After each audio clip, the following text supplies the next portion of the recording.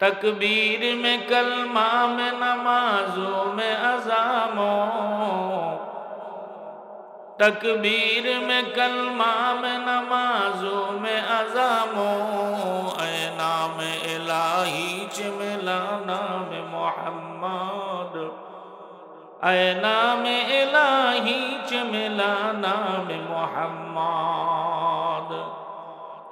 उल्फत में बराबर के वफा हो के जफा हो, उल्फत में बराबर के वफा हो के जफा हो, हर चीज में लज्जत है अगर दिल में मजा हो, हर चीज में लज्जत है अगर दिल में मजा हो। दुनिया में हो दुनिया का तलबगार नहीं हो, दुनिया में हो दुनिया का तलबगार नहीं हो, बाजार से गुजर हो खरीदार नहीं हो, बाजार से गुजर हो खरीदार नहीं हो। एक चश्मे ज़दन गाफिल ज़ा शाह नबाशी, एक चश्मे ज़दन गाफिल ज़ा शाह नबाशी, शायद के वो निगाह को नद आगाह नबाशी, शायद के वो निगाह को नद आगाह नबाशी। বন্ধুরা আমার, আল্লাহ নবীর ইন্তেকালের পরে হযরত আবু বকর সিদ্দিক রাদিয়াল্লাহু তাআলা আনহু খলিফাতুল মুসলিমিন হয়ে গেলেন। কেমন সরল সিধা মানুষ ছিলেন। যেই দিন খলিফাতুল মুসলিমিন হয়েছেন, রাষ্ট্রপতি হয়েছেন, উনি কাপড়ের ব্যবসা করতেন। ওই দিনও মাথায় করে কাপড়ের গাঁটটি নিয়ে বাজারে বিক্রি করতে যায়। আর আমাকে শুধু মেম্বারই নির্বাচন করবে, ওই নিয়ে অন্য মেম্বার, তাতেই সামসা 4-5টা ফাঁস ধরে কথা কয় না। উত্তাসে লেজের জোর বেশি। নেতার সাথে দেখা করতে গেলি ভাতি নেতা আগে আমার কাছে কয়, তুই কি ডারে তোর কাছে করতে, কি কথা কয় ঠিক না? হযরত উমর ফারুক রাদিয়াল্লাহু তাআলা আনহু বলতেছে, কই যাও? বলে দেখতেছো না কোনে যাই? কাপড় বেচতে যাই। হযরত উমর বলতেছে, তুমি যদি কাপড় বেচতে যাও, তুমি তো রাষ্ট্রপতি, তাহলে রাষ্ট্র চালাবে কিনা? আবু বকর সিদ্দিক বলে, আমি যদি এখন রাষ্ট্রের কাজে বেরোয় যাই, তাহলে সংসার চালাবে কিনা? সুবহানাল্লাহ কইলেন। তার মানে কোন জমানো পুঁজি নাই, দিন আনে দিন খায়। হযরত আবু বকর সিদ্দিক রাদিয়াল্লাহু তাআলা আনহু যখন এই কথা বললেন, উমর ফারুক রাদিয়াল্লাহু তাআলা আনহু সাথে সাথে বললেন, যেহেতু আপনি রাষ্ট্রের কাজ করবেন, সুতরাং মাসিক হারে রাষ্ট্র আপনাকে একটা ভাতা দিবে। কিরকম ভাতা? একেবারে টুইনিয়ে সংসারটা কোন রকম চলে, এরকম ভাতা। ওনার বিবি একদিন বলতেছে, আমাদের একটু মিষ্টি খাতি মন যাচ্ছে, পায়েস টায়েস রান্না করে, তো তুমি কি বাজারে একটু মিষ্টি এনে দিতে পারবা? কারে বলতেছে? রাষ্ট্রপতিরে। রাষ্ট্রপতির বউ কাছে। বাড়িতে কোনো টাকা পয়সা জমা নেই যে তোমারে দেব, রাষ্ট্রপতির কাছে আমার কাছেও কিছু নেই, কি দিয়ে মিষ্টি কিনবো? যা পাই তা দিয়ে সংসার টানাটানি লিখে দেয়। তো বিবি তো মহিলা মানুষ, চিকন বুদ্ধির মানুষ, কাছে ঠিক আছে, দেখা যাক কি ব্যবস্থা হয়। যেই কথা বলেছেন, এর 3 মাস পরে যে 1 কেজি খানিক বা এর থেকে একটু বেশি আটা কাপড়ের মধ্যে বাইন্ধে আবু বকরের হাতে দিয়ে বলতেছেন, নেন, এইটা বাজারে বিক্রি করে একটু মিষ্টি কিনে নিয়ে আসেন। আমাদের অভ্যাস হলো, বাজার করেছি পুঁটি মাছ, বাড়ি রাঁধতেছে বোয়াল মাছ, জিজ্ঞেসও করে না, হাঁপাইতের মতো খাতেই যায়। যে পুঁটি মাছ কিনলাম, পুঁটি মাছ বাজারের বাড়ি আসতে আসতে বোয়াল মাছ হয়ে গেল, কি কথা কার? জিজ্ঞেসও করে না।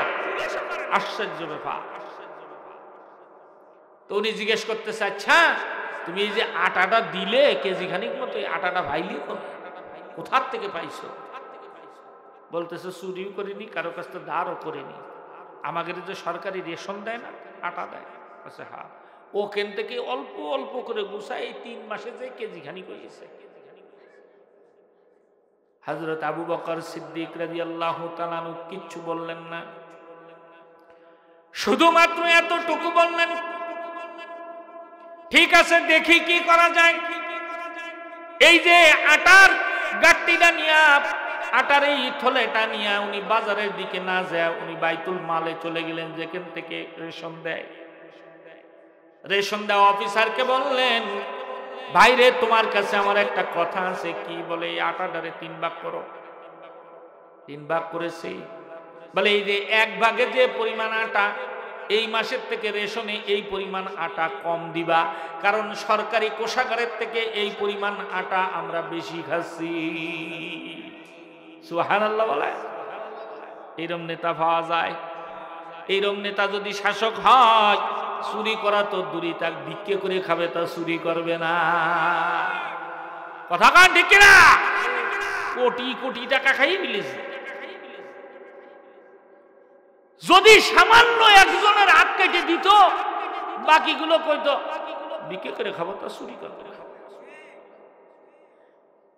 এই কিছুদিন আগে আমারে একজনে কইতেছে, আমি চেয়ারম্যান নির্বাচন করছিলাম এই গত টার্মে, আমার একজন বলতেছে, হুজুর ইউনিয়নে দুম্বার গোশত হয়েছে, আপনারা পাইছেন? আমি বলছি তাই নাই, আমি তো জানি না। দুম্বার গোশত খাইয়ে ফেলেছে।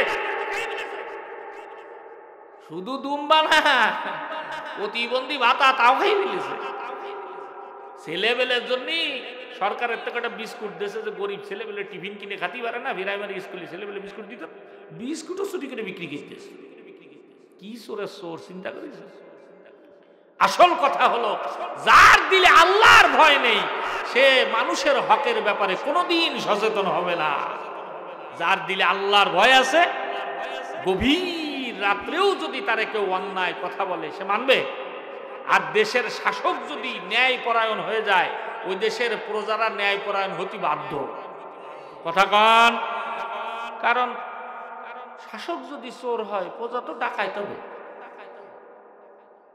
হযরত উমরে ফারুক রাদিয়াল্লাহু তাআলা আনহু একদিন মরুভূমির মধ্যে যাচ্ছে, জাতি জাতি হঠাৎ করে পাহাড়ের মধ্যে দেখে যে এক রাখাল ছাগল চড়াচ্ছে। তো রাখালের কাছে গেছে, রাখাল আবার চেনে না হযরত ওমরে, যাই বলতেছে, ভাই আমার তো খুব পিপাসা লেগেছে, তো তুমি আমাকে কিছু দুধ দহন করে দাও ছাগলতে, আমি খাইয়ে পিপাসাটা দূর করি। আচ্ছা পারবো না। আচ্ছা সমস্যা নেই, টাকা দিবা না। আচ্ছা টাকা দিলেও পারবো না। হযরত ওমর জিজ্ঞেস করতেছে, কেন পারবে না? কচ্ছে এই ছাগল একটাও আমার না, এর একটা মালিক আছে, আমারে রেখেছে রাখাল। রাখাল আমি যেহেতু মালিক না, সুতরাং ছাগলের দুধ আমি দিতে পারবো না, মালিকের অনুমতি লাগবে, মালিক তো এনে নেই। তা হযরত ওমর চিন্তা করলেন, এ কি আসলেই বুজুর্গ মানুষ, নাকি আমারে দেহে বুজুর্গ সাইজেছে, একটু টেস্ট করার দরকার। কি কথা কন? আমি একবার গেছি পাসপোর্ট অফিসে পাসপোর্ট করতে, হজের সময় একটা কাগজের সমস্যা গেছি, টাকা চাচ্ছে, কিছু দেন। এই কতি কতি আজান দিয়ে দিয়েছে জোহরের। জোহরের আজান দিলে করছে, যা দেবেন তাড়াতাড়ি দেন, আজান দিয়ে দিয়েছে। কিন্তু চিন্তা করেছে, আজান দিয়ে দিয়েছে, তাড়াতাড়ি দেন। হযরত উমরে ফারুক রাদিয়াল্লাহু তাআলা আনহু বলতেছেন, তোমার যদি ছাগলের দুধ দিতে সমস্যা হয়, তাহলে একটা ছাগল ধরে দিয়ে দাও, আমার কাছে বিক্রি করো, দুধের ছাগল। তোমার মালিক যদি জিজ্ঞাসা করে, তাহলে বলবা যে ছাগলেরটা কোন দিকে চলে গেছে প্রতিবারই নেই, অথবা হারাই গিয়েছে, অথবা মরে গিয়েছে, মালিক তোমার কাছে জিজ্ঞাসা করবে না। আর এত বড় ছাগলের পালের মধ্যে একটা ছাগল হারালি মালিক টেরও হবে না। রাখাল বসা ছিল, এবার রাখাল বসার থেকে দাঁড়ায় গেছে। দাঁড়ায় হযরত উমরে ফারুকের হাত ধরে ঝাঁকি দিয়া বলতেছে, কি বলো তুমি? তুমি কি জানো এই জায়গার ভিতরে তুমি আর আমি যেই কথাগুলো বলতেছি, তুমি মনে করতেছো এখানে তুমি আর আমি বাদে কেউ নাই, কিন্তু তুমি আর আমি বাদে এই জায়গায় আরো একজন আছেন, তিনি হলেন তোমার আমার মালিক আল্লাহ। শাসক যদি ভালো হয়, প্রজাও ভালো হয়ে যায়। এই জন্য প্রজাকে নির্ধারণ করতে হবে কেমন শাসক আমরা আনবো। আমি যদি ভালো শাসক নির্বাচিত করি, তাহলে ফল আমি ভোগ করব। আর যদি ওই ভোটের আগের দিন 500 টাকা খাইয়ে পরের দিন কয় যে না না আগে খারাপ ছিল আন ভালো হয়ে গেছে, তাইলে ওই সারা জীবন ধরে ঘুরতে ঘুরতে জুতো ক্ষয়ে যাবে, নেতার ভাবা যাবে না। কথা কন ঠিক কিনা বন্ধুরা আমার? আল্লাহ পাক রব্বুল আলামিন কোরআনে হাকিমের মধ্যে বলেন, বান্দা এই পৃথিবীতে তোরে পাঠানোর আগে হাজার কোটি নিয়ামত দিয়ে এই সুন্দর পৃথিবীটারে সাজায় রাখছি বান্দা তোর জন্য। এই যে এত বড় সূর্যটা দিয়েছি এটা কিন্তু অন্য কারোর জন্য দিই নাই, আমি আল্লাহ তোর জন্য দিয়েছি। রাত্রবেলায় অন্ধকারে হেঁটে তুই যেন হুচট খায় তোর পাটা ভেঙে না যায়, এই জন্য সুন্দর একটা ডিম লাইট নামের চন্দ্র দিয়েছি। রাত্রবেলায় সামান্য সামান্য মিটি মিটি আলো তুই পথ চলবি, আর যার ঘুমোবে তারও যেন ঘুমের ডিস্টার্ব না হয়, কে দিয়েছে? শুধু তাই না বন্ধু, এই পৃথিবীর মানুষের নিয়ম হলো যেই জিনিস মানুষের বেশি দরকার দুনিয়ার মানুষ ওইটার দাম বাড়ায় দিয়া ওইটারে পুরো হাই করে দেয়, মানুষের নাগালের বাইরে চলে যায়। আর আপনার আমার মালিক কত দয়ালু, যে জিনিস মানুষের বেশি দরকার ওই জিনিস একেবারে ফ্রি। সুবহানাল্লাহ। যেমন পানি, পানি মানুষের দরকার কিনা? এত দরকার যে দুনিয়ার মানুষ পানির অপর নাম জীবন রেখেছে, জীবন। তার মানে পানি না হলে জীবন চলে না। এই পানি সে তো আরো দরকারি জিনিস আছে। কি কি? জোরে কান। বাতাস। যদি 5 মিনিট বন্ধ থাকে কোনো বাপের মিটা জ্যান্ত থাকবেন না, সব বাহাদুরি শেষ। কথা কান ঠিক কিনা? এই যে কত বাহাদুরি, অমুক বানাইছি সমক বানাইছি, মঙ্গল গ্রহে চলে গেছি, এই করেছি সেই করেছি, উন্নয়নের জোয়ার বয় দেশে, সারা দেশে রাস্তাঘাটে নামলি দেখা যায় কি পরিমাণ উন্নয়ন হয়েছে। আচ্ছা সামান্য একটু কুয়াশা পড়েছে, বেশি না, একটু সামান্য কুয়াশা পড়েছে, বিমান বন্ধ, চলবে না, কেন দেখতে পাচ্ছেন না? কথা কান। ট্রেন বন্ধ, লঞ্চ বন্ধ, বাস বন্ধ, যমুনা সেতু বন্ধ। আল্লাহ পাক দেখায়, দেখ এত বাহাদুরি করেছিস কিছু না, সামান্য একটুখানি কুয়াশা দিছি তাই ভেদ করে যাওয়ার ক্ষমতা নেই তোর, তুই কিসির বাহাদুরি দেস? এ কথা কন ঠিক কিনা বন্ধুরে আমার? এই বাতাসটাকে আল্লাহ পাক রব্বুল আলামিন এত ফ্রি করে দিয়েছে, কারণ বাতাস ছাড়া মানুষ এক মুহূর্ত থাকতে পারবে না। পানি ছাড়া মানুষ 1 দিন 2 দিন 3 দিনও বাঁচতে পারে, মানুষের সমস্যা নাই, এই জন্য পানিটা আইনিয়ে খাওয়া লাগে। আর বাতাস সব সময় দরকার, এই জন্য বাতাস কারো টানা লাগে না, বাতাস অটোমেটিক আইসে বসে আছে। এই নিয়ামত কার? জোরে কন। আপনি মনে করেছেন যে বাতাস আপনি টানতেছেন, এত সোজা না। বাতাস যদি আপনি টানতেন, এই সামনে দিয়ে আর একবারও যাবি না, বুঝলেন না? এই যে বাতাস যদি আপনি টানেন, তাহলে গুমলি এমনও মানুষ আছে এই শীতকালে ল্যাব গাইতে গুমলি সকালবেলা লুঙ্গি খুঁজে পাওয়া যায় না, নেই। কথা কান।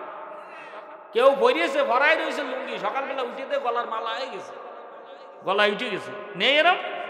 আচ্ছা ঘুম হয়েছে খাটের উপরে, উঠে দেখে ল্যাপ ম্যাপ সব খাটের নিচে চলে আসে, করতেই পারে না কখন চলে আসে।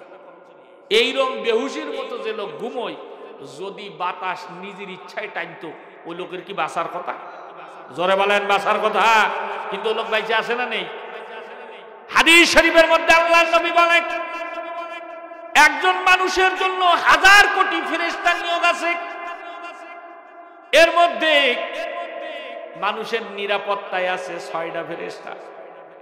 বেতন দেয়া লাগে না তো, এই জন্য সুবহানাল্লাহ করছেন না। যদি 10 টাকা করে মাসে 60 টাকা দেওয়া লাগবে, তাও সুবহানাল্লাহটা জোরে হইতো। এর মধ্যে 4টা থাকে চারিদিকে, আর 2টা থাকে চোখের। এই পৃথিবীর আপনার শরীরের যত নিয়ামত দেশের মধ্যে দামি একটা নিয়ামতের নাম হলো চোখ। মনে করেন না আপনাকে রেনে যারা আছেন সবাই তো জ্ঞানী গুণী মানুষ। ডক্টর ইউনূস যদি কয় যে আমি চেয়ারেতে নেমে যাব আর ওই ব্যক্তিরে উঠে দেবো, যার চোখ দুখন আমারে দিয়ে দেবে, আপনাকে রেন থেকে রাজি আছে? কি কবে? ওরে চোখ না থাকলি ও এ করবোটা কি? বাথরুমে গেলেও তো মানুষের ধরে ধরে যেতে হবে, কি ঠিক কিনা? চোখ থাকলে বিক্রি করে খালিও লাভ আছে। কি ভুল করলি কইেন যে ভুল করছেন, আমি আগেই কইছি বক্তা যার ওয়াজ করার চলে গেছে, আমরা দিনের কথা শুনি টুনি মোনাজাত করে বাড়ি চলে রাজি তো ইনশাল্লাহ না? আগে ভাগে ভাগবেন, ভাগলি আমি ধরে বসবো না, করে দেবেন। যশোরেতে এত কষ্ট করে হেনে এসে আপনি চলে যাবেন আর আমি বসে থাকবো, তাহলে আমিও চলবো। সমান অধিকার, শ্রোতা যদি জাতি পারে বক্তা কান জাতি পারে না। বৈষম্য দূর করার জন্য এত আন্দোলন করা হলো, সেই বৈষম্য যদি ঠাহে যে শ্রোতা উঠে যাবে বক্তা বাস করবে, এত কৃষি ঠায়া পড়িস আমার কি কথা ঠিক কিনা? আচ্ছা, এই দুটো ফেরেশতা আসে শুধু চোখের হেফাজত করার জন্য। এই জন্যই দেখবেন মাঝে মাঝে যে গুঁতো লাগে না চোখের, এখানে লাগে এখানে লাগে, তো যে দেখে সে কয় আরে আরে টলি তো চোখটা গেইল, কথা কেন? ওরে চোখই যাওয়ার কথা ছিল, কিন্তু ওই যে দুটোর পাহারাদার রেখে দিয়েছে, যেই চোখের মধ্যে গুঁতো লাগতে যায় অমনি একটু গুঁতো দিয়ে এদিক লাগাই দেয় ওদিক লাগাই দেয়। কি জন্যে? সারা রাত যেন টিভি ভালো করে দেখতে হবে। কি কথা কন ঠিক কিনা?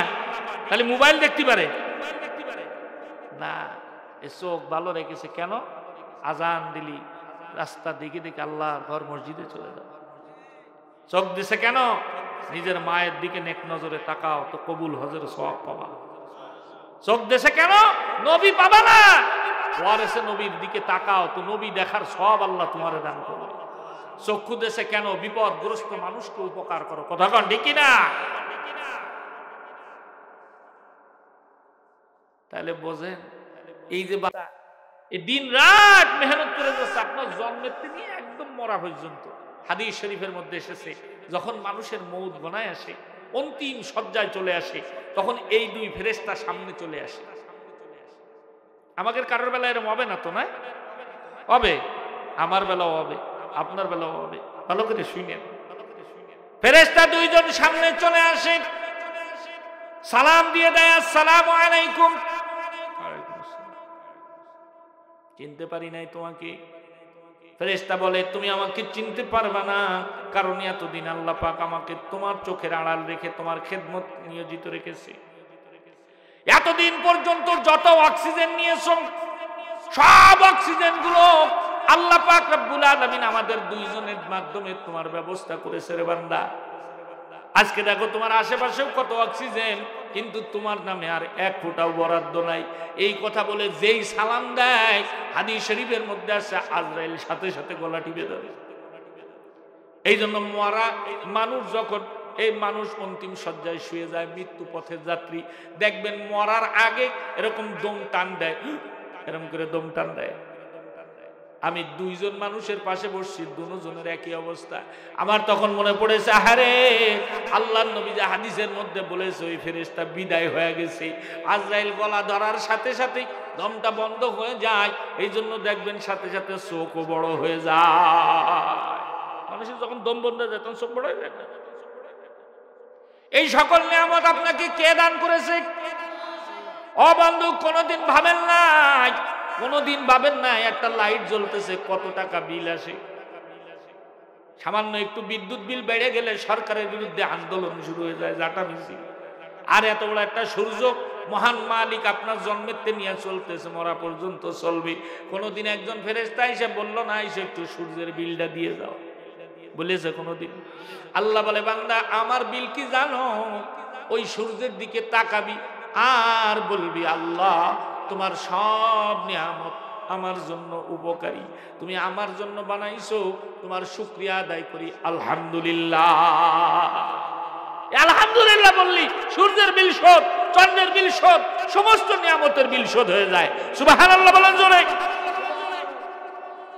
বন্ধুরা আমার, এই যে শ্বাস নিতেছেন, যদি সামান্য একটু সমস্যা হয়ে যায় অমনি সাথে সাথে আপনার আর এনে রাখবেন, একটা হাসপাতালে নিয়ে দৌড়বে। হাসপাতালে নেওয়ার সাথে সাথে ডাক্তার কবে তাড়াতাড়ি অক্সিজেন মাস্ক লাগায় দাও। এই যে মালিক ফ্রি বাতাস দিতেছিল, এই ফ্রি আর ফ্রি থাকবে না। মাস্ক লাগানোর সাথে সাথে এইবার ঘন্টা হিসাব, বিল হিসাব, কথা কন ঠিক কিনা? আপনি ফ্রি নিচ্ছেন বলে টের পাচ্ছেন না, লাগানোর সাথে সাথে বান্দার মেহনত শুরু। এবার আর ফ্রি নেই, এবার সব টাকার হিসেব শুরু। ঘন্টা যাবে 2000, কত করে ঘন্টা প্রতি? কত দিনই কত হয়? দিন রাত মিলে 24 ঘন্টা। জোরে কান 48,000। সপ্তাহে কত হয়? কেনেন উনি হিসেবও করেননি কোনোদিন। 3,36,000 টাকা হয় সপ্তাহ,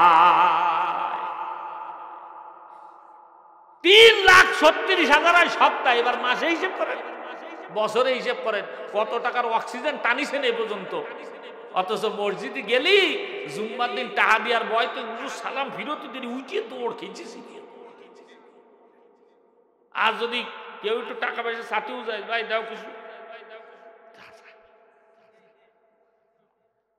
একান্ত যদি ঠাই বলে দিয়া লাগে সামনের কথা দ্বিতীয় কথা গেছে অন্তর লজ্জা বেড়ে হলো দ্বিতীয় একদম দর খুঁজে সবচেয়ে সিড়া টাকা কোনটা আছে সেটা মসজিদে হুজুর চালাই বুঝগে যা। বাজান রে, আপনাকে দিক ডিশ লাইন নেই মনে হয় আছে? কত করে বিল? 150 টাকায় ধরলাম। 150-200 মনে হয় নেই, 200-র উপরে বিল। 150ই ধরলাম। একজন মানুষ প্রত্যেক মাসে 150 টাকা করে ডিসির বিল দিচ্ছে, অথচ সে আল্লাহর রাস্তায় 10 টাকাও খরচ করেনি। এ তো বিনা হিসেবে চালায় জান্নাতে চলে যাবে। কি কন? ও নিজেই কবে আল্লাহ আমার মতো অকর্মারে জান্নাতে দিয়ে জান্নাত ময়লা করি না। এই যে সূর্য ব্যবহার করতেছেন, চন্দ্র ব্যবহার করতেছেন, বাতাস ব্যবহার করতেছেন, হায়াত ব্যবহার করতেছেন, শরীরের অঙ্গ প্রত্যঙ্গ ব্যবহার করতেছেন, এর একটা বিল আছে না? কথা খায় না। এই জন্য আল্লাহ বলেন আমি যে তোরে কামাই করার ক্ষমতা দিছি এ কিন্তু আমার রাস্তায় মাঝে মাঝে খরচ করবি। সুবহানাল্লাহ কান। বন্ধুরা আমার, আল্লাহ পাক রব্বুল আলামিন পৃথিবীর মানুষকে কামাই করার মতো ক্ষমতা দিয়েছেন। এই কামাই করার ক্ষমতা কাজে লাগায় যেই বান্দা আল্লাহর রাজি খুশির জন্য আল্লাহর রাস্তায় মাল খরচ করবে, আল্লাহর নবী বলেন কিয়ামতের ময়দানে ওই ব্যক্তিও আরশে আজিমের নিচে ছায়া পাবে। শুধু তাই না, ছায়া তো পাবেই, শুধু তাই না, দুনিয়ায় যা খরচ করবে এই খরচের 10 গুণ আল্লাহ দুনিয়ায় ফেরত দেবে। সুবহানাল্লাহ। আসতে হয়েছে না জোরে হয়েছে? সুবহানাল্লাহ করলে গুনাহ হয় না নেকি হয়? নেকি হয়। তো সুবহানাল্লাহ তো সেরকম লাইন দিয়ে করছেন না। সুবহানাল্লাহ একটু জোরে কান সুবহানাল্লাহ। দেখেন ওয়াজে কত কথা এসে যায়, একটা সুবহানাল্লাহর কত দাম এটাও একটু শোনেন, খালি সুবহানাল্লাহ কত ভালো লাগবে আপনার মনে। কি কথা ঠিক না? এই পৃথিবীর 4 জন বাদশা ছিলেন, এর মধ্যে একজন ছিলেন হযরত সুলাইমান। শুনেছেন না আপনারা? নবী ছিলেন, বাদশা ছিলেন, বাপও বাদশা ছিল। এইরকম না যে আমাদের দেশের নেতার মতো বাপ খায় ভ্যান চালায়, মা খায় অন্য মানুষের বাড়ি কাজ করে, উনি নেতা সেজেছে। আবার কিছু তো কিছু আমার চিনিস তো চিনি না। এখন দেন পলাইছি ইন্দুরের গর্ত খুঁজে পাচ্ছে না। কি বলেন, মানুষ বলায় রাতি, ও দিনের বেলা বলাইছে। কি অজাতের অজাত। আল্লাহ পাক দেখাইছে, দেখ তুই যে শুধু মাইক ধরে ধরে ব্যাটকা ব্যাটকায় কতি ফলাবো না ফলাবো না, ফলাবি না যাবি কোনে? ফলাইছি তো ফলাইছি, এমন ফলান ফলাইছি ইন্দুরও ওরম ফলায় না, ফলাবে না কইতো না। মন সাথে কান চড়ায় লাল করে দিই, গা ঝুলিয়ে যায়, দেখি মুখ ব্যাংসায় ব্যাংসায়। ক্ষমতার বাহাদুরি। একবার এক সাপ যাচ্ছে রাস্তা দিয়ে, একজন কচ্ছে শোন, যে এরম বেকাতেড়া চলে ওর কপালে বেশি ভালো জোটে না, সুজায় চল আর না মাইর খেয়ে মরিয়ে যাবি। কিন্তু এখন সাপের তো মুখে বিষ, কত 100 পাওয়ার। ও কচ্ছে তোর আজ কিটা শোনে রে মোল্লা, সারেন দে। ও তো কাছে আমি বেকা চলবো মৌত পর্যন্ত, তোর কিটা। হুজুর চলে গেছে যে আমি ওয়াজ করার দরকার, করলাম, শুনলি শোনো, না শুনলি না শোনো। হুজুর আসার পথে দেয় চাচা একদম সুজায় রাস্তার উপর শুয়ে রয়েছে।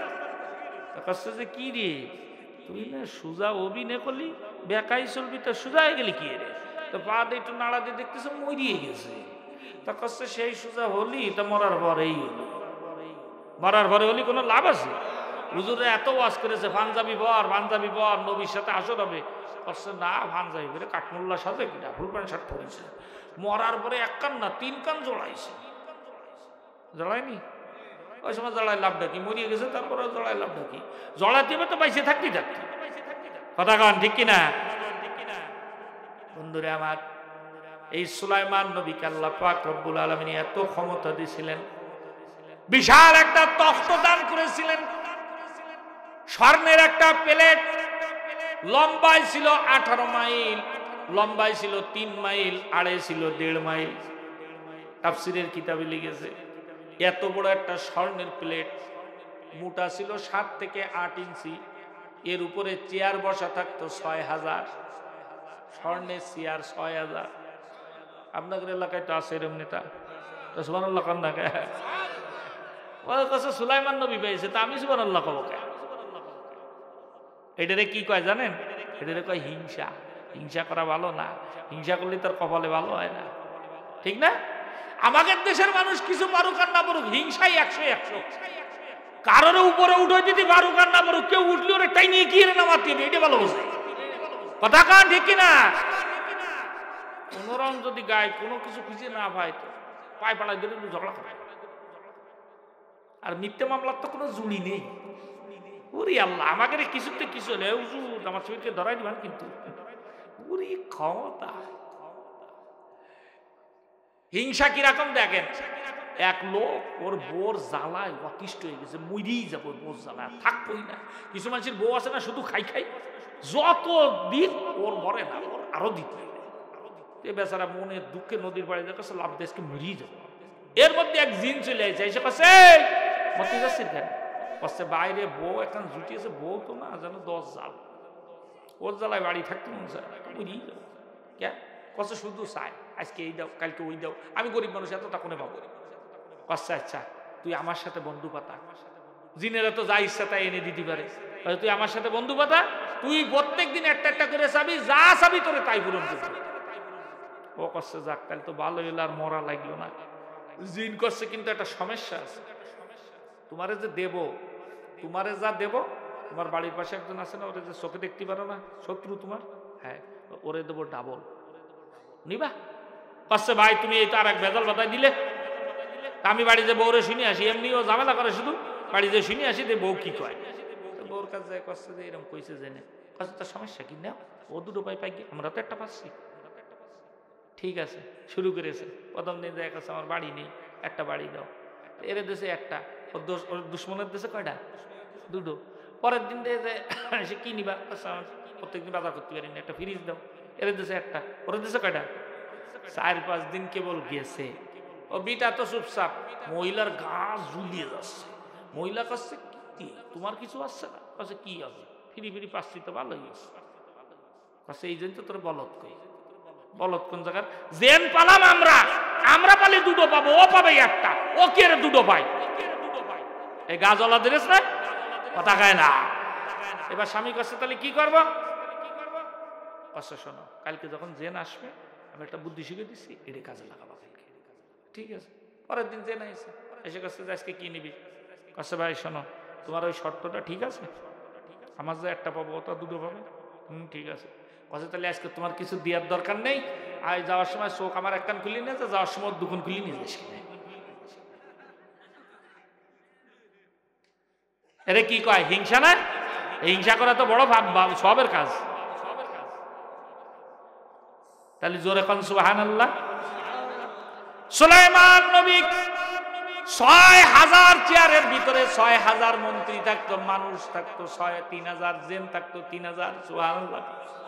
এই 6000 মন্ত্রী ছিল সুলাইমান নবীর, পুরো দুনিয়া চালাইতো। এত বড় গাড়ি এটা চলতো কেমনে? আল্লাহ পাক রব্বুল আলামিন বাতাসে বানাই দিয়েছে ইঞ্জিন। শুধুমাত্র সুলাইমানের বলার দরকার ছিল এখান থেকে ইন্ডিয়া যাব, মুহূর্তের ভিতরে এই বড় তক্তটা বাতাসে ভাসায় নিয়ে ইন্ডিয়ায় নিয়ে চলে যাইতো। একদিন ভাইসা যায়, একজন কৃষক মাঠে কাজ করতেছে, দেয় যে সুলাইমান নবী ভাইসে যায়।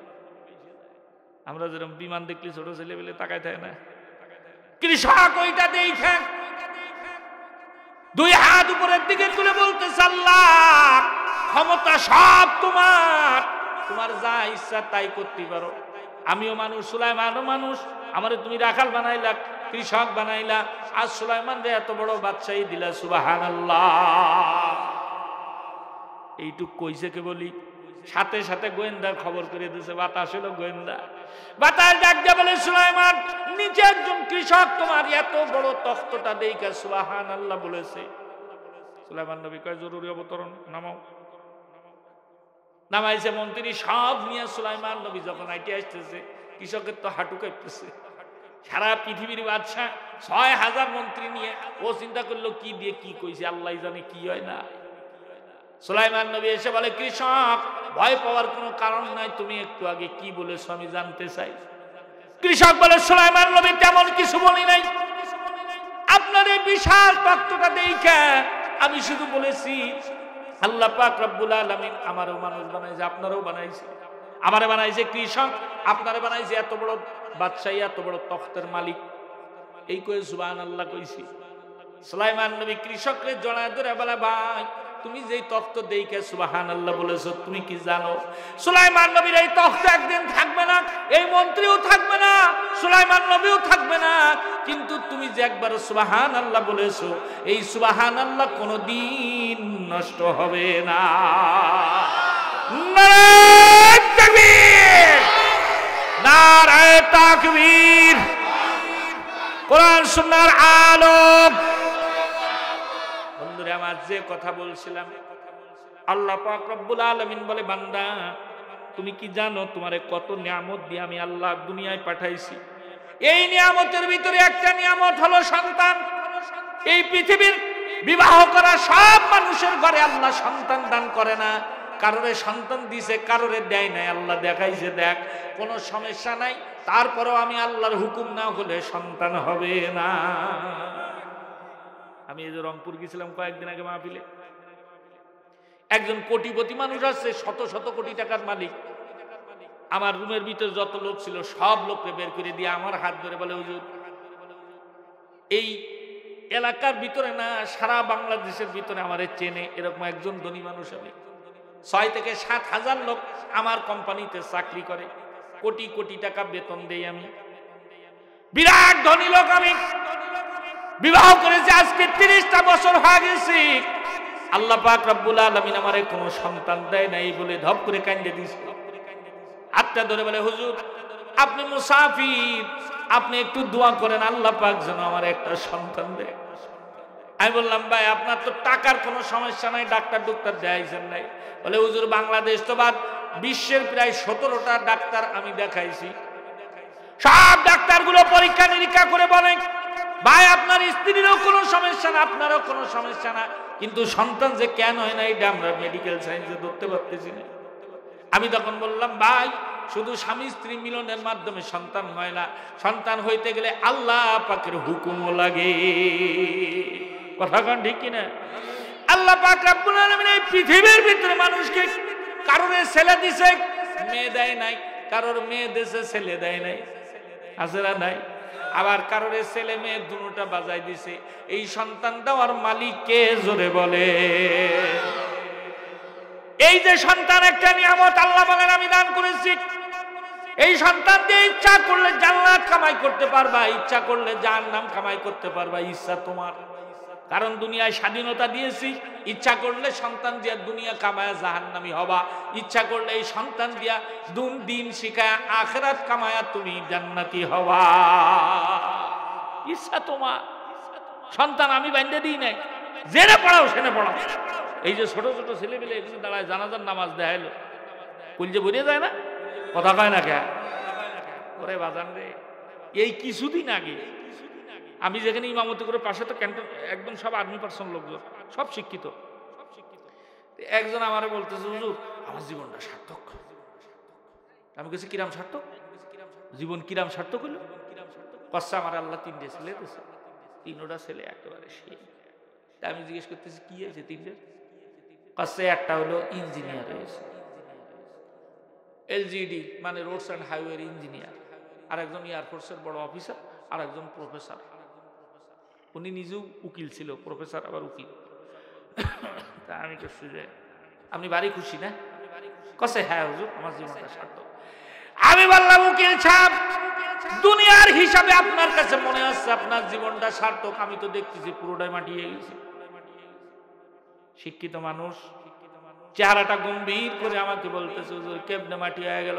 আমি বললাম, উকিল সাহেব এখন যদি আপনার ইন্তেকাল হয়ে যায়, এই সন্তানের কোনটা আপনার জানাজা পড়াবে? আর কথা কয় না। আমি বললাম, আপনি হাদিস শোনেন নাই? সন্তান সামনে যদি মা বাবার লাশ রেখে দোয়া পড়ে, আল্লাহুম্মা গফিরলি হাইয়িনা ওয়া মাইয়িতিনা ওয়া শাহিদিনা ওয়া গায়িবিনা। পড়লো না একটু আগে? দোয়া করে আল্লাহ পাকের কাছে রব্বুল আলামিন, যার লাশটা সামনে নিয়েছি আমার মা আমার বাবা, তারে মাফ করে দাও, আমাদেরও মাফ করে দাও। আল্লাহর নবী বলে সন্তানের মুখ থেকে দোয়া বাইরাইতে দেরি, আল্লাহ পাক রব্বুল আলামিন ওই সন্তানের দোয়ার বদৌলতে মা বাবাকে মাফ করে দেয়। আমি বললাম যদি এমন একজন মানুষ আপনি তৈরি করতেন, এই সন্তানগুলোর ইঞ্জিনিয়ার বানাইছেন, ডাক্তার বানাইছেন, আমার কোনো সমস্যা নাই। কিন্তু প্রাথমিক অবস্থায় যখন পড়ালেখা করার বয়স, ওই সময় যদি এই সন্তানগুলোর একটু দ্বীনি শিক্ষা দিতেন, এই বক্তব্যে পড়াইতেন, নুরানিতে পড়াইতেন, 1 2 3 পর্যন্ত পড়লে বাংলা অঙ্ক ইংরেজি শিখে যাইতো, সাথে সাথে আপনার জানাজা পড়া শিখে যাইতো, দোয়া শিখতো, মাসালা শিখতো, হাদিস শিখতো। কথা কার ঠিক কিনা? রাসূল আকরাম সাল্লাল্লাহু আলাইহি ওয়াসাল্লাম বলেন, যেই ব্যক্তি 40টা হাদিস মুখস্থ, ওই ব্যক্তিকে আল্লাহ বিনা হিসাবে জান্নাত দান করবে। হুজুরকে কাজ শোনেন, আমাদের মুখস্থ করাইছে, 1 2 3 পর্যন্ত পড়লে 40টা হাদিস মুখস্থ হয়ে যায়, তাহলে আপনার সন্তানটা দুনিয়াতেই জান্নাতি হয়ে গেল। 2 নম্বর হলো আল্লাহ পাকের 99 নাম মুখস্থ করায়। আল্লাহ নবী বলে আল্লাহ পাকের 99টা নাম আছে, ইন্না লিল্লাহি তাআলা 99 ইসমান মিয়াতান গায়রা ওয়াহিদা মান আহসাহা দাখালাল জান্নাহ। রাসূল বলেন এই 99 নাম যে মুখস্থ করবে সেও জান্নাতে যাবে। আমি উসমান গনি রে সে 1992 91 তে নুরানিতে পড়ছি, ওই সময় মুখস্থ করাইছে। আপনি যদি বলেন এখনো আমার ওই 99 নাম বলতে আল্লাহ, আমি এখানে বসে একদমে বলবো, কোনো একটাও বাদবে না। তাহলে লাভ না লাস? জোরে গান। আচ্ছা এডে নয় বাদ দেন, জান্নাত না হিসেব বাদই দিলাম। দুনিয়ার হিসেবে আপনি দুনিয়া শিখাইছেন ওরে, আপনার সওয়াল কি হবে বেশির থেকে বেশি? মনে করেন ইঞ্জিনিয়ারিং হয়েছে, যদি চুরি চামারি না করে, তাহলে ওই বেতন সেতন দিয়ে খাইয়ে পড়ে জীবনটা কোনো রকম চলবে। রিটায়ার্ড হলে একটা জমি কিনে ঘর বাড়ি করতে পারে বেশির থেকে বেশি। কথা কয় না? কি মিথ্যে কথা কইছি? আর যদি চুরি চামারি করে ওই সব তো বাদ। তাও সরকারি চাকরি ভাবে কি ভাবে না তা তো সন্দেহ আছে। কি কিন্তু দুনিয়ায় আপনার সন্তান 2-4 তলা একটা বিল্ডিং বানাবে কিনা এর কোনো গ্যারান্টি আছে? আল্লাহর নবী বলে দুনিয়ার ভিতরে যেই ব্যক্তি কোরআনের একটা আয়াত মুখস্থ করবে, আল্লাহ পাক রব্বুল আলামিন কিয়ামতের ময়দানে হাফেজে কোরআনকে সামনে আনবে। এ হাফেজে কোরআন, রাত্রিবেলায় গভীর রাতে 2:30 3টা বাজে শীতের রাত্রে ঠান্ডা পানি দিয়া ওযু করলাম, আমার কোরআন বুকে জড়ায় ধইরা কানলা, চুমো খাইলা, তিলাওয়াত করলাম, মুখস্থ করলাম। তুমি মনে করেছো এই কোরআন মুখস্থ করেছো তোমার কোনো পুরস্কার নাই? না না, আমি আল্লাহ দেখো আজকে কি পুরস্কার তোমাকে দান করি। মুসলিম শরীফের হাদিস এসেছে, আল্লাহ পাক রব্বুল আলামিন বলবেন, পড় বান্দা, ইকরা ওয়ারতাকু ওয়ারাতিল কামা কুনতা তুরাতিলুকা ফিদ দুনিয়া। দুনিয়ায় যেমন তিলাওয়াত করতি, আজকের দিনও একটু আমি আল্লাহকে পড়ে শোনা। পুরস্কার কি হবে? আল্লাহর নবী বলে এক আয়াত পড়বে একতলা একটা জান্নাত পাবে। জোরে কোন সুবহানাল্লাহ। হাফেজ কোরআন পড়তেই থাকবে, তালা উঠতেই থাকবে, উঠতে উঠতে উঠতে উঠতে আলহামদুলিল্লাহ থেকে যখন নাস পর্যন্ত চলে আসবে, ওই বান্দা দেখবে 6666 তালা এক জান্নাতের মালিক হয়ে গেছে। এই পৃথিবীর মানুষ আজ পর্যন্ত 165 তালা করেছে, এর উপরে যেতে পারি। এই যে দুবাইয়ের বুর্জ খলিফা, এই যে লোক ঢুকছে সে বলল হুজুর মাটির নিচে 60 তলা, উপরে 105 তলা, তাহলে কত হইল? 165 উপরে যাইতে পারে নাই। সৌদি আলারা এখন মাটি পরীক্ষা করে 200 তলা করার একটা চিন্তা ভাবনা করতেছে। কে বলি কিয়ামত হয়ে যাবে তা হবে কিনা কোনো সন্দেহ। কিন্তু একজন হাফেজে কোরআন 6666 তালা জান্নাতের মালিক হয়ে যাবে। আর ওই হাফেজে কোরআন কি বিল্ডিং পেয়ে নিজে থাকবে না, মা বাপরেও নিবে, মা বাপরেও নিবে। কথা কর, নিবে কি নিবে না? এই জন্য আপনাদের হাতে পায়ে ধরে বলবো, বাজান রে, সন্তান আল্লাহ পাক দিয়েছে, ছেলে হোক মেয়ে হোক, দ্বীনি শিক্ষা শিক্ষিত করে দুনিয়াও আপনার সফল কাম, আখিরাতও সফল কাম। ঠিক না? আর যদি আপনি না বুঝেন, এত সুন্দর করে কর পরেও কবরে ওই যে কলাম না, মরার পরে বুঝলি তো লাভ নেই। যে হাদিস আপনাদের সামনে তেলাওয়াত করেছি, আল্লাহর নবী বিশ্বনবী রাহমাতুল লিল আলামিন বলে কিয়ামতের ময়দানে 5 শ্রেণীর মানুষকে আল্লাহ পাক ডাকবে জান্নাতের দিকে। জান্নাত বলবে আয়, তুই চাওয়া লাগবে না, আমি জান্নাত আজকে মেহমান স্বরূপ তোমাদের এই 5 শ্রেণীর মানুষকে ডাকতেছি। জোরে করে সুবহানাল্লাহ। এর মধ্যে 1 নাম্বার হলো তালিউল কোরআন। কোরআন যে তিলাওয়াত করে, কোরআন যে পড়ে, এরা হলো নবীর মেহমান। হাদিস শরীফের মধ্যে আসছে যে ব্যক্তি হজে যায় সে হলো আল্লাহর মেহমান, আর যে ব্যক্তি কোরআন পড়ে সে হইল নবীর মেহমান। এই নবীর মেহমানের দাম আছে না নাই? জোরে কোন কিরাম দাম আছে। নবীর মেহমান তার একটা প্রমাণ দিই। এই পৃথিবীতে কোরআনের এখন পর্যন্ত 185 থেকে 86 তাফসীর লিখেছে উলামা ইকরাম। এর মধ্যে সর্বপ্রথম যে তাফসীর লেখা হয়েছে ওই তাফসীরের নাম হলো তাফসীরে কাবীর, আল্লামা জমখশুরি রাহমাতুল্লাহ আলাইহি লিখছেন। আমি পড়েছি ওই কিতাবের ভূমিকার মধ্যে। আমি কোরআনের তাফসীর পড়ছি 2 বছর। ইসলামিক রিসার্চ সেন্টার যেখানে কোরআন নিয়ে রিসার্চ করে এমন জায়গায়, ওই কিতাবের ভূমিকার মধ্যে ওই লেখক লিখেছেন ওনার ছোটবেলার একটা ঘটনা। ওনারা 3 জনে ওই এলাকার থেকে, তখন তো মাদ্রাসা ছিল না, মানে একজন এলেম শিখেছে, মানুষ তার কাছে যে শিখে আসতো, সে গাছতলায় বাসতলায় পুকুর ঘাটে হেনে হনে জেনে বাচ্চা এক জায়গায় মসজিদে বসে পড়াই দিত, দিয়ে যার যা খাওয়া নিজে থাকাও নিজে। এখন তো যা থাকার জন্য মাদ্রাসার ঘর হয়, খাওয়ারও কোনো কোনো জায়গায় ব্যবস্থা আছে, কথা খায় না। তো ওনারা বাড়িতে কিছু টাকা পয়সা নিয়ে 3 জনে বেরোইছে। কোথায়? মদিনা শরীফে। ওই সময় মদিনায় একজন বড় আলেম ছিলেন, ওনার কাছে গেছে যে এলেম শেখে, আর 3 জন একটা মসজিদের মধ্যে যায় 3 জনে থাকে। টাকা পয়সা যা নিয়ে গেছে, কিছুদিন পরে গেছে শেষ হয়ে, মনে করেন 6 মাস 7 মাস খাইয়েছে। খাওয়ার পরে টাকা শেষ।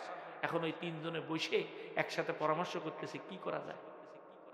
এই কিতাব যিনি লিখেছেন ইমাম জমখশুরি রাহমাতুল্লাহি আলাইহি, উনার নিজের নাম উনি লেখেননি, উনি লিখেছেন 3 জন তালেব ইলমের ঘটনা। কিন্তু যারা পড়ছে, যেমন আমাদের উস্তাদরা আমাদের পড়াইছে, আমাদের উস্তাদরাও বলেছে এই যে লিখেছে এটা আর কেউ নাই, তাফসীর যে লিখেছে তার জীবনী। দেখেন আমরা ওরে আল্লাহরে 3 দিন নামাজ ধরে পারে না, তসবিহ হাতে নিয়ে, কথা খায় না, মানে দেহাচ্ছে সুবহানাল্লাহ আলহামদুলিল্লাহ বুড়িয়ে ভেনা তুলি বেলতেছে। আবার হজে গেলি উড়ে আল্লাহ আইসে এই এলাকার মানুষের গল্প দিয়ে খুন হয়ে যায়, এনে না এই আছে, হনে না ওই আছে, মানে মানুষের তো জানাতে হবে হজে গেছে। আমি একবার একজনকে দেখা করতে গেছি, তা আমারে হুজুর আল্লাহর রহমতে আপনাদের দোয়া, কি মানুষ নরম হয়েও অহংকার করতে পারে, আল্লাহর রহমতে আপনাদের দোয়ায় 3 বার পশ্চিম দিক গিয়েছি, এবার আবার যাওয়ার নিয়ত করেছি। আমি বললাম তোমার ওই 3 বারও গেছে, এইবারও গেছে। পশ্চিম দিক গেছে মানে বোঝেননি, হজে গেছে। আমার কাছে কে হুজুর? আমার দাওয়াত করে নিয়ে খাওয়াতে নিয়ে গেছেন, আমার কথা শুনে তো লাস্টে আমার খাতিই দেয় না, এরকম অবস্থা। কসে কেন? আমি বললাম যে এই যে ইবাদত করে মানসিরে কওয়া যে আমি 3 বার গেছি আর একবার যাচ্ছি, এ কোনে পাইছেন আপনি?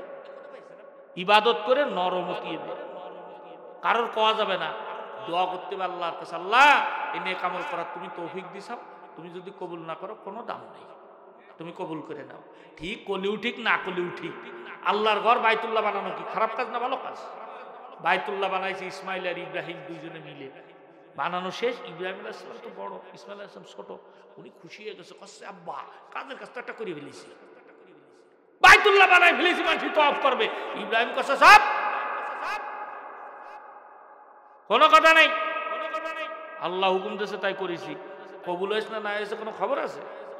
আচ্ছা না, আচ্ছা তাহলে আয় 2 বাপ বিটা মিলে আল্লাহর দরবারে দোয়া করি, রব্বানা তাকাব্বাল মিন্না ইন্নাকা আনতাস সামিউল আলিম। এটা ইব্রাহিম আলাইহিস সালামের দোয়া। আল্লাহর ঘর বানায় দোয়া করে, রব্বানা তাকাব্বাল মিন্না, আল্লাহ আমরা যে করেছি তুমি যদি কবুল না করো আমাদের তো কোনো দাম নেই, আমাদের এই কাজ দ্বারা কবুল করে নাও। সুবহানাল্লাহ। ইবাদত করলি ওটারে গোপন রাখা ভালো। 4 দোকানে এসে গল্প দিচ্ছে, আজকে ভোর রাত্রে পানি উড়ে ঠান্ডা ছিল, তার মানে তাহাজ্জুদ পড়েছে, এটা তো ক্ষতি পেতেছে না, পানি খুব ঠান্ডা ছিল। সাবধান, কিছু আছে নামাজ নতুন নতুন বেরিয়েছে, চাকরি বাকরি করবা, মসজিদে যায় নামাজ এখন পাতাই ঠিক আছে, উনি পার্মানেন্ট মুসল্লি। মসজিদের জমি ওয়াক্ফ না, কথা কয় না, মসজিদের জমি ওয়াক্ফ, ইমাম বাদে কারো যায় নামাজ পড়ানোর অনুমতি নেই। যে আগে যাবে সে জেনে যায়, সেনে দাঁড়াবে, বুড়ো ধুমড়ো, উনি যাবে শেষে, ওনার যায় নামাজ আগে। শরীয়তের মাসালা এটা নিষেধ, কারোরে ঠেলে ঠেলে সামনের দিকে যাওয়া যায় না, রাখেছেন। এগুলো তো বলতে হবে। বললাম না, ওয়াজ মাহফিল হলো দিনী শিক্ষা। সমাজের রোগ যে জায়গায় মলম দিতে হবে ওই জায়গায়, রোগ এক জায়গায় মলম আর এক জায়গায় টললে সারবে জীবন। আল্লাহ তাআলা আমাদের বোঝার তৌফিক দান করে, জোরে বলেন আমিন। যা হোক, এখন এই যে সন্তান আল্লাহ পাক আপনার দেশে, এই সন্তানটার যথাযথভাবে যদি আপনি ব্যবহার করেন, তাহলে আল্লাহ তাআলা আপনার দুনিয়াও সম্মানী বানাবে, আখিরাতেও সম্মানী বানাবে। কেমন সম্মানী? আল্লাহর রাসূল বলেন, যার একটা সন্তান হাফেজ অথবা আলেম হয়, আল্লাহ পাক তাকে আরশে আজিমের নিচে ছায়া দান করবে। আমরা চাই না? আল্লাহর নবী বলেন, আল্লাহ পাক নিজে কুদরতি হাত দিয়ে মাথার মধ্যে নূরের টুপি পরাই দিবে। আরো জোরে কর। বন্ধুরে আমার, এই কোরআনুল কারীমের জন্য যে মানুষগুলো অর্থ খরচ করেছে, সর্বপ্রথম মাদ্রাসা করেছেন আল্লাহর নবী। অনেকে মনে করে মাদ্রাসা করেছে হুজুর ব্যবসা করার জন্য মাদ্রাসা খুলেছে, না। সর্বপ্রথম এই পৃথিবীতে আমাদের কোরআন নাজিল হওয়ার পরে সর্বপ্রথম মাদ্রাসা করেছে মুহাম্মদুর রাসূলুল্লাহ। নাম দিয়েছেন দারুল আরকাম। কি দিয়েছেন? ওই তালেবে ইলমদের গ্রুপের নাম দিয়েছিলেন আসহাবে সুফা। মসজিদের মধ্যে ক্লাস হয়। কুরআনুল কারীম যখন নাজিল হয়েছে, আস্তে আস্তে শাগরেদের সংখ্যা বেড়ে গেল, আস্তে আস্তে বাড়তেছে। এখন ওই মসজিদের মধ্যে আর জায়গা হয় না, বড় ঘর দরকার। আল্লাহর নবী সাহাবীদেরকে ডাইকে নিয়ে পরামর্শ বললেন, ও আমার মুমিন, ওই ব্যক্তিকে সম্মানিত করবে।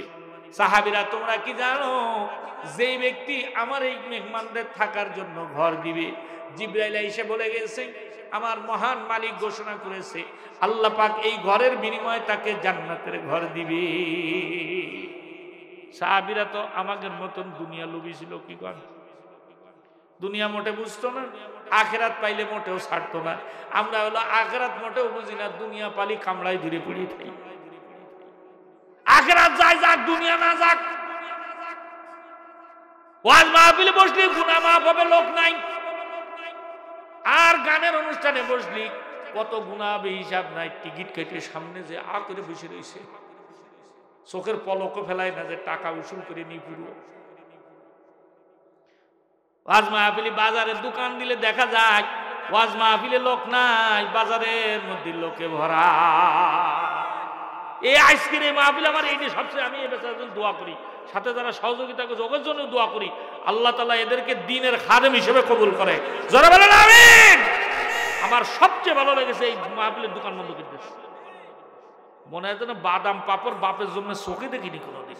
ঘুরঘুর ঘুরঘুর করে দেখেছে, তাও ঘুরতেই থাকছে। চটপটি খাবে, ইয়ে খাবে, তা খাবে। আর সবচেয়ে বড় খারাপ হলো, বড় বড় শিয়ানা শিয়ানা মাইয়া মানুষ ওর মধ্যে ঘুরতে থাকে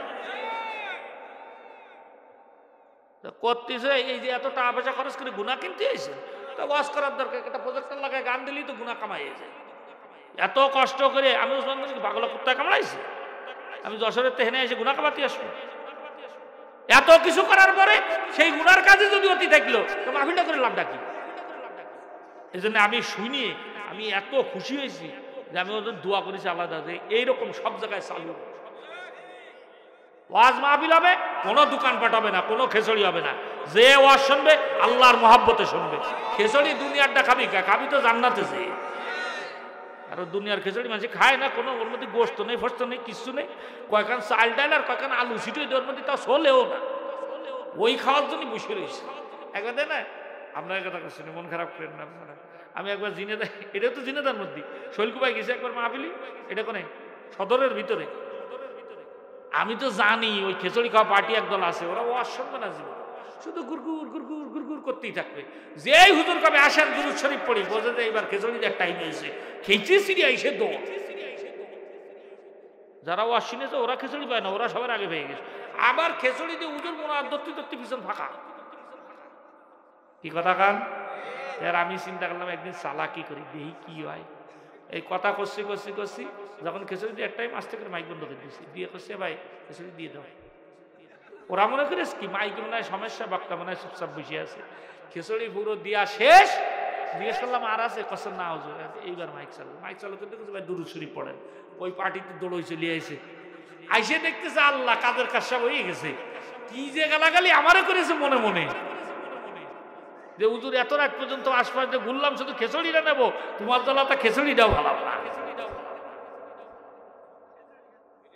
বাইরে ওয়াজ মাহফিল খেচড়ির দিক আমি এটা খারাপ করি না, কিন্তু ওয়াজ মাহফিল শুনতে খেচড়ির লোভে ওয়াজ শুনতে হবে, এটা ঠিক না, ঠিক না? আল্লাহ তাআলা বুঝদান করে জোরে কোন আমিন। এটা আপনাদের জিনেদায় বেশি, কারণ কি জানেন, ফুরফুরার পীর সাহেবরা একসময় এই এলাকা আবাদ করেছে, এটা অস্বীকার করার কিছু নেই। ফুরফুরার পীর সাহেব এখনো আসেন, ওনারা এই বাংলার মানুষকে দ্বীন ইসলাম যত হক্কানি পীর মাশায়েখরা শিখাইছে এর মধ্যে ফুরফুরার হুজুররাও আছে। ওই যে আবু বকর সিদ্দিক সাহেব ছিলেন, এরপরে ওনার সন্তানরা আসতেন। ওনাদের ওই সিস্টেম হলো ওয়াজ মাহফিল শেষে ওরা তাবারুক দেয়। এইটা মানুষ দেখে দেখে শিখে গেছে, অনেক জায়গায় তাবারুক দেয়, দিয়া খারাপ কিছু না, কিন্তু না দিয়াটাই ভালো। তাহলে কি হয়, আল্লাহর মহব্বতে, এই যে আপনারা বসে রয়েছেন, আল্লাহর কসম করে করছে, আমার মনটা তো বুঝেছে, কিয়ামতের ময়দানে কোনোটা যদি কাজে না লাগে, আপনি যদি আল্লাহর কাছে দাবি করেন যে আল্লাহ এই কনকনে শীতের ভিতরে কোনো খাওয়া ছিল না, কিচ্ছু না, এক কাপ চাও দিনি, একটা চকলেটও দিইনি, শুধু তোমার মহব্বতে উনি বসে বসে ওয়াজ শুনেছে, মাফ করবে না, করাই লাগবে। আমার মনে হয় যে এই উসিলে আল্লাহ আপনার মাফ করছে। কথা কান ঠিক কিনা? আল্লাহর কাছে দাবি করবো না, করবো কার কাছে? আবদার তো সব আল্লাহর কাছে করতে হবে, ঠিক না? আমাদের এক হুজুর ছিল, উনি দোয়া করতেন এইভাবে, আল্লাহ তুমি দিবা না তো দেবে কিনা, আমার কাছে অন্য কেউ আছে না, তার কাছে চাবো, এরকম মোনাজাত করতো। আর আমাদের শিখাইতে দেখ এরকম মোনাজাত করবি কেন, সন্তান বাপের কাছে চালি, বাপ যদি কয় যে দেবো না, তো কি কয়, আমার বাবার একটা আছে নাই, সেখানে যাবো, তোমার দিবা না কেন, তো দিয়াই লাগবে। আল্লাহ পাকের কাছে ওরকম আবদার করে সাথী হবে, দিবা না মানে দিয়াই লাগবে। তুমি বান্দা বানাইছো, তুমি দিবা না, দেবে কিনা? আমি বাদে তোমার তো কত বান্দা আছে, আমার তো তুমি ছাড়া মালিক কেউ নেই, দেবে কিনা? এইভাবে যদি বান্দা চায়, দেবে না মানে যা চাবি তার চেয়ে বেশি বেশি, ঠিক কিনা? ওরে ফেরাউন যদি চাইয়ে নিতে পারে, আমরা কি ফেরাউনের চেয়ে খারাপ হয়ে গেছি? কি শয়তানের শয়তানদের ঠ্যাং উপর দিক মাথা নিচে দিক লটকে রয়েছে। ও জানে যে আল্লাহ তাআলা নিজাতে বান্দা বানাইছে, বান্দার বিপদ দেখলে আল্লাহর মায়া লাগবে। দেখবেন মা বাপ খেদাই দিছে, তেজ্য পুত্র করে দিয়েছে ছেলেরে, হঠাৎ করে শুনেছে সাওয়াল অ্যাক্সিডেন্ট করেছে, বাপের আর ওই কথা মনে থাকে না যে তেজ্য পুত্র করে দিয়েছে, মার ওই কথা মনে থাকে না, কথা বল না কে? আল্লাহর রাসূল বলেন, একজন মা বাবা তার সন্তানদের যত ভালোবাসে, এর থেকে 1000 কোটি গুণ বেশি আল্লাহ পাক তার বান্দারে ভালোবাসে। ঠ্যাং উপর দিক দিয়ে ঝুলিয়ে রয়েছে, আল্লাহ পাক ফেরেশতা পাঠায় দেয়, জিবরাইল যা দিন শোন দিয়ে ঝুলিয়ে রয়েছে। আইসা কাছে যে শোনো, আমি তো খোদা দাবি করেছি, এখন মানুষ আমার ধরিয়েছে, প্রজারা ওরকম ফাজিল, প্রজারা কাছে এই যে নীলনদ, তুই যদি ক্ষুধা হইস তাই নীলনদের পানি 2 ভাগ করে দেখা। ও পড়েছে মহাবিপদে, কাছে ঠিক আছে 1 সপ্তাহ সময়, 1 সপ্তাহ পর দেখা হবে। আইসে জঙ্গলের মধ্যে ঠ্যাং উপর দিক মাথা নিচের দিক দিয়ে ঝুলিয়ে রয়েছে, তাও 2 ঠ্যাং বাঁধেনি, 1 ঠ্যাং বাঁধতেছে। তাফসীরে কিতাবে লিখেছে 1 ঠ্যাং বান্ধা, নিচের দিকে মাথায় রক্ত এসে যাচ্ছে না, চোখ মুখ লাল হয়ে যাচ্ছে। আল্লাহ পাক বলছে জানি তো মূল্য তো দর দিয়ে যায়, ওরে যায় কাজে কি জন্য নিয়ে করতেছে, কাছে এই ঘটনা। এখন আমার ওই নীল নদের পানিটা আমার কথায় উঠানামা করাতে, জোয়ার আমার কথায় হবে, ভাটা আমার কথায় হবে, তো কাছে কিসের বিনিময় দেবে? কাছে দুনিয়ায় যত ভালো কাজ করেছে, একজন মানুষের সব তো খারাপ না, কিছু তো ভালো থাকে, কাছে যা ভালো কাজ করেছে ওগুলোর বিনিময় আল্লাহ দুনিয়ায় দিয়ে দিক, আখিরাতে আমি কিচ্ছু চাই না। আমরা কি বলি, দুনিয়ায় দিক আর না দিক আখিরাতে চাই। তা আল্লাহ পাক বলতেছে ঠিক আছে শোন, তোর ওই ভালো কাজের বিনিময় দুনিয়ায় তোরে দিয়ে দিলাম, যা তোর এই হুকুম এটা তুই চাইছিস, আবদার পূরণ করে দিলাম। যাওয়ার সময় জিবরাইল কাছে দাঁড়া, একটা কথা কয়ে যাও দিন। কি কসে? যে ব্যক্তি মালিকের নুন খায় কিন্তু গুণ গায় না, ওরে কি কয়? কসে নেমো খারাপ কয়। কসে এইরকম মানুষের কি করার দরকার কও দিদি? কসে ওরে নীল দরিয়া শুভ শুভ মারার দরকার। কসে তাহলে একটা কাজ করে কাগজটার মধ্যে একটু সই করে দাও। তো লিখে দিয়েছে যে ব্যক্তি মালিকের নুন খায় কিন্তু গুণ গায় না, ও নেমো খারাপ, ওরে নীল দরিয়ায় শুভ শুভ মারার দরকার। ইতি ফিরাউন যখন ও ডুবে মরে যাচ্ছে, জিবরাইল তখন ওই কাগজ করে দেয়ছে, দেখ সারা জীবন আল্লাহর নুন খাইছিস, গুণ তো জীবনেও গাইসনি, তোরে নীল দরিয়ায় ডুবে মারতেছি, আর তোর মুখ দিয়ে কোনো কথা না করতে পারে, সেজন্য 1 থাবলা কাদা নিয়ে মুখের মধ্যে মেরে দিয়েছে। বন্ধুরা আমার, যে কথা বলছিলাম, আল্লাহ নবী বিশ্বনবী রাহমাতুল লিল আলামিন ওই মেহমানদের জন্য বললেন জান্নাতের ঘর পাইবা কে আছো? হযরতে যায়েদ ইবনে আরকাম রাদিয়াল্লাহু তাআলা আনহু হাত উঁচা করলেন, হাত উঁচা করে বলতেছে, ইয়া রাসূলুল্লাহ, ইয়া হাবিবাল্লাহ, এই আপনার মেহমানদের জন্য আমি যায়েদ ইবনে আরকাম একটা ঘর দিয়া দিলাম। জোরে বলে নারায়ে তাকবীর। সাহাবীরা সব আশ্চর্য হয়ে গেল। আল্লাহর নবী খুশিতে যায়েদ ইবনে আরকামকে বললেন, যায়েদ, তুমি যেহেতু ঘর দিয়েছো, আল্লাহ পাক তোমাকে জান্নাতে ঘর দিবে। যাও, প্রস্তুতি নাও, আমি নবী কিছু সময় পরে সাহাবী নিয়ে আসতেছি তোমার ঘর দেখার জন্য। আল্লাহর নবীর এই কথা শুনে যায়েদ ওই মসজিদে নববীর থেকে এক দৌড় দিয়ে বাড়িতে চলে গেলেন। বাড়িতে যা বিবিরে বলতেছে, মাল সামানা সব বাইরে করো, চলো বেরোতে হবে। বিবি বলে, কেন, কি হয়েছে? বলে, কিছু না, রাহমাতাল লিল আলামিন মসজিদের মধ্যে বলেছে যে নবীর মেহমানদেরকে যারা থাকতে দিবে আল্লাহ পাক নাকি তাকে জান্নাতে ঘর দিবে। ও বিবি, বলো না জান্নাতের ঘর উত্তম না দুনিয়ার ঘর উত্তম? ওয়ালাল আখিরাতু খায়রুল লাকা মিনাল উলা। আল্লাহ বলেন দুনিয়ার আখিরাতের ভিতরে দুনিয়ার থেকে আখিরাত হইল উত্তম। বিবিও ওইরকম, আপনার আমার বর মতন না।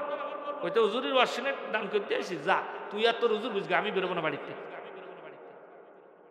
স্ত্রীর সাথে সাথে জড়ায় ধরে বলে, প্রাণের স্বামী, এমন একটা কাজ করেছো, মনটা বড় খুশি হয়ে গেছে, তুমি নবীর মেহমানদের জন্য ঘর দিয়ে দিছো, আমার কোনো কথা নাই। সুবহানাল্লাহ। যেইসা করতে ইসা মেলে, রাজা কোরআনি মেলে, ভূত কাপেতি মেলে। স্বামী যেমন স্ত্রীও তেমন, তাদের দুইটা ছেলে সন্তান ছিল। ওই ছেলে সন্তান দুইটা মা দুই কোলের ভিতরে নিয়েছে। আর যায়েদ ইবনে আরকাম বাড়ির মালপত্র সব নিয়ে বাড়ি থেকে বের হইয়া পাশে একটা পাহাড়, পাহাড়ের ভিতরে একটা গুহা রয়েছে। ওই গুহার ভিতরে মাল সামানাগুলো সব যা রাইখা ওই আল্লাহর বান্দা এবার আবার মসজিদে নববীতে চলে আসছে। বলে, ইয়া রাসূলুল্লাহ, ইয়া হাবিবাল্লাহ, নবীর মেহমানদের জন্য যে ঘর দিতে চাইছিলাম এটা রেডি, চলে। আল্লাহর নবী হযরত আবু বকর, হযরত ওমর আরো কিছু সাহাবীদেরকে নিয়ে ঘর দেখতে গেলেন। খুব মন দিয়ে শুনেন।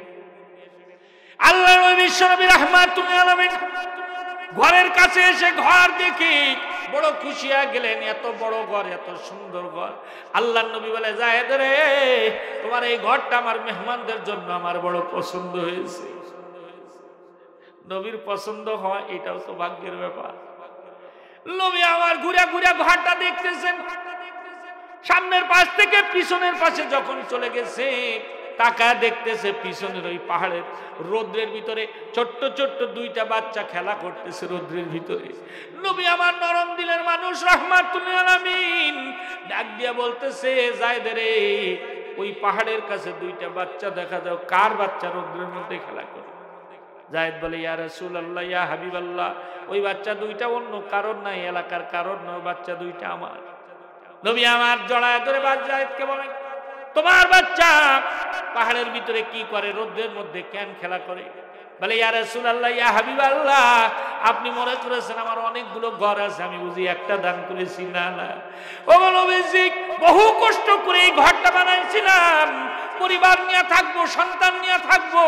কিন্তু আপনি মসজিদের মধ্যে যখন বললেন যে যারা কোরআন শেখে ওরা আপনার মেহমান, ওদের যেই ব্যক্তি ঘর দিবে আল্লাহ তারা জান্নাতে ঘর দিবে, আমি চিন্তা করলাম, ইয়া রাসূলুল্লাহ, ইয়া হাবিবাল্লাহ, এই দুনিয়ার ঘর আজকে আছে কালকে নাই, দুনিয়ার হায়াত এখন আছে তখন শেষ হয়ে যাবে।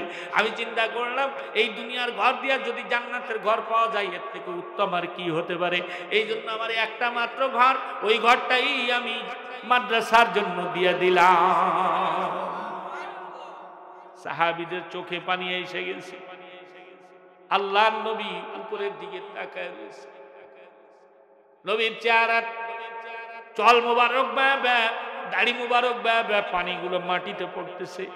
যায়েদ ইবনে আরকাম বসে পড়ছে আর মনে মনে চিন্তা করতেছে, আহারে, আমি যে ঘরটা দিছি, আমার একটা ঘর বলে নবী মনে হয় এই ঘরটা নিবে না, তাহলে জান্নাতের ঘর কি আমি পাবো না? যায়েদ কান্দে আর বলে, ইয়া রাসূলুল্লাহ, ইয়া হাবিবাল্লাহ, আপনার মুখ থেকে আমি শুনেছি যে আপনার মেহমানদের জন্য ঘর দিবে, জান্নাতে তার জন্য ঘর পাবে। আপনি কান্দেন, তার মানে কি আমি জান্নাতে ঘর পাবো না? আমার ঘরটা কি নিবেন না? আল্লাহর নবী রাহমাতুল আলামিন কোনো কথা বলেন না, আসমানের দিকে তাকায় আওয়াজ দ্বারায় কাঁদতেছে। আর আল্লাহর নবীর কান্না দেখে আবু বকর কান্দে, হযরত উমর কান্দে, হযরত আলী কান্দে, সাহাবায়ে ইকরাম কান্দে। আল্লাহর নবী বলতেছে, কিছু সময় পরে মাথাটা নামাও, যায়েদ রে জড়ায় ধরে বলে, যায়েদ রে তুই মনে করিস তোর ঘরটা বুঝি আমি নিব না? তোর ঘর নেওয়ার আমি কি? তুই যখনই আল্লাহর ঘরে দান করেছো আল্লাহ পাক তোর ঘর কবুল করে নিয়েছে। তুই যখন বলেছো তোর একটা ঘর, ওই একটা ঘরে দিয়ে দিয়েছো।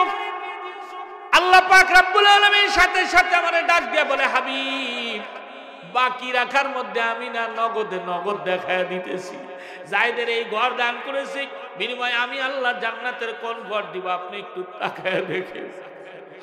আল্লাহর নবী বলে, আমি উপরের দিকে তাকায়া যখন তাকাইছি আল্লাহ তাআলা জিবরাইলকে দিয়া, ও যায়েদ তোর এই জান্নাতটা আমি আল্লাহ পাক রব্বুল আলামিন, আল্লাহ পাক আমি নবীকে তোর এই জান্নাতটা দেখাইতেছিল। আমি তাকায় দেখি এত সুন্দর জান্নাত, এত সুন্দর জান্নাত, অন্য ঘরগুলো এত সুন্দর না। যেহেতু দ্বীনের জন্য সর্বপ্রথম ঘর তুমি দিয়েছো, এই জন্য আল্লাহ বড় খুশি হয়েছে। আল্লাহ পাক এমন এক স্পেশাল জান্নাত তোমার জন্য বানাইছে, যারা কোরআনের জন্য মাল খরচ করবে, নবীর মেহমানদের জন্য মাল খরচ করবে, আল্লাহ পাক ঘোষণা দিয়েছে ওই মানুষগুলোর জন্য আমি আল্লাহ এমন জান্নাতের মালিক বানায় দিব।